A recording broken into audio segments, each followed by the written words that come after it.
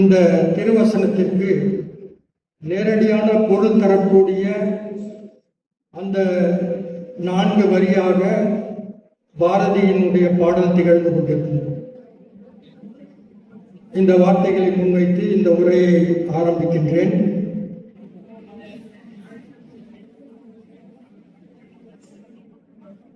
நடக்கக்கூடிய முயற்சிகள் அது எதுவும்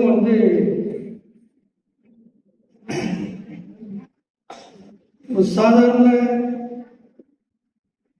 இந்த சமுதாயத்தில் வழக்கமாக என்ன நடந்து கொண்டிருக்கின்றதோ அதற்கு அப்பாற்பட்ட விஷயம், அதற்கு பொருத்தமற்ற நிலையிலே பார்க்கக்கூடிய விஷயங்களை தான் நாம் தொடர்ந்து முன்னெடுத்துக் கொண்டிருக்கிறோம்.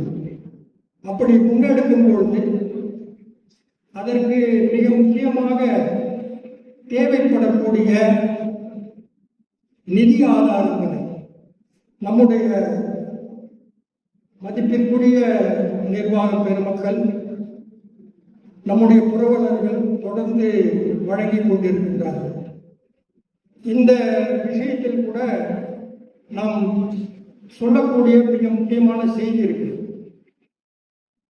இந்த சமூகத்தினுடைய கொடை அமைப்புகள் இது எதற்காகலாம் நிதி கொடுப்பது அப்படின்றதுல ஒரு வரையறை. அதை தாண்டி மற்ற விஷயங்களுக்கெல்லாம் 2ஆம் பட்சம் 3ஆம் பட்சமாகத்தான் அது கருதப்படுகிறது. அந்த நிலையிலே நாம் மேற்கொள்ளக்கூடிய முற்றிலும்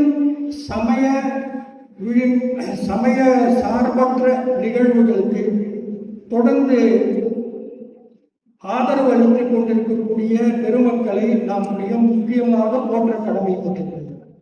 அந்த அடிப்படையில் இந்த நிகழ்ச்சி நடந்து கொண்டிருக்கக்கூடிய அல்ஹாஜ் பூனாயினா முகமது இப்ராஹிம் நினைவரங்கினுடைய இந்த அமைப்பினை ஏற்படுத்தி இருக்கக்கூடிய அவர்களுடைய குடும்பத்தாருடைய வழித்தோன்றல்கள், அவர்கள் அனைவருக்கும் எங்களுடைய மனமார்ந்த முதற்கண் நன்றியை தெரிவித்துக் கொள்கின்றோம். நட்பும் தயையும் கொடையும் பிறவி குணம் என்று ஔவையார் சொல்கிறார்.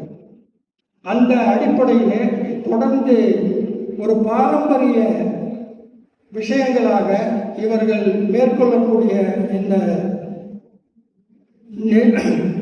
இந்த தன்மைகளை நாம் நெஞ்சார்ந்து வாழ்த்தி வரவேற்று நன்றி கூற